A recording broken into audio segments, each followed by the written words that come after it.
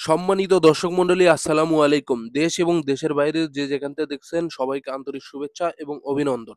ধানের দাম ভালো আছে কিন্তু আমদানি একটু কম আছে।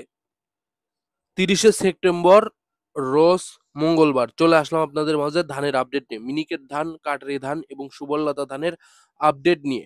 তো সর্বপ্রথম মিনিকেট ধান দিয়ে শুরু করা যাক। মিনিকেট ধান সর্বোচ্চ ভালো কোয়ালিটির মিনিকেট ধান আজকে উমরদিকি বাজারে বিক্রয় হইল ১৬৯০ থেকে মোটামুটি ১৭৮০ টাকা পর্যন্ত। সর্বোচ্চ যেটা ভালো কোয়ালিটি সেটা আসলে ১৭৫০, ৬০, ৭০ এরকমই বিক্রি হচ্ছে মিনিকেট ধান আজকে উমরদিকি বাজারে।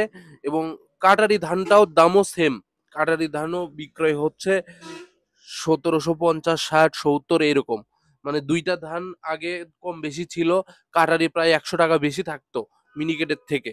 এখন দেখতে পারতেছি যে মিনিকেট এবং কাটারি ধানের দাম প্রায় সমপরিমাণ। মানে ১৭৫০ টাকা যদি আপনার মিনিকেট হয়ে থাকে, ১৭৭০ টাকা হচ্ছে এখন কাটারি। আর মিনিকেট নামে ধান নাই। অনেকে আমাকে বলেন যে ভাই মিনিকেট নামে আসলে কোনো ধান আছে নাকি? আসলেই ভাই মিনিকেট নামে কোনো ধান নাই।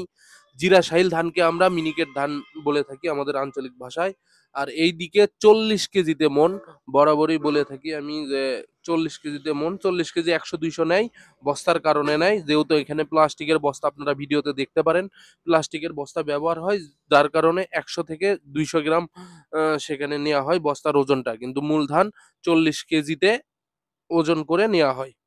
সুবর্ণলতা ধান ১৫০০ থেকে ১৫৫০ পর্যন্ত বিক্রয় হচ্ছে। এবং আলু, পাকড়ি আলু আমাদের অমুদিকে হাটে এখন একটু ওঠে। সেইটা ৩৫০ থেকে ৪০০ টাকা মন। যেটা একটু সর্বোচ্চ ভালো কোয়ালিটির সেটা ৪৫০ বা ৫০০ টাকা মন বিক্রয় হচ্ছে আমাদের অমুদিকে বাজারে।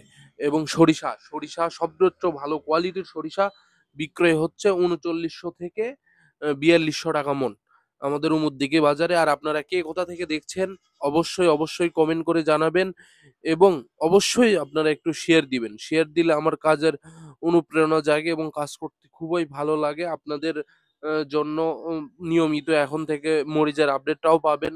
সরাসরি আমি আড়তে যাওয়া শুরু করছি। আড়ত থেকে আপনাদেরকে অথেন্টিক যে নিউজটা সেটাও দিব ইনশাআল্লাহ। এবং ধানের আপডেট তো পাবেনই। তো আপনারা যে যেখান থেকে দেখছেন অবশ্যই কমেন্ট করবেন এবং অবশ্যই শেয়ার দিবেন।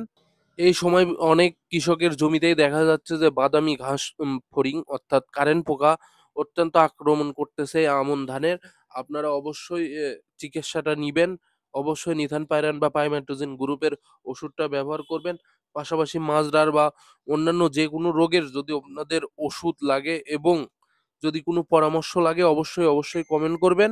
অবশ্যই আপনাদের জন্য মিস্টার এগ্রো সাহায্য এবং সহযোগিতা করবে।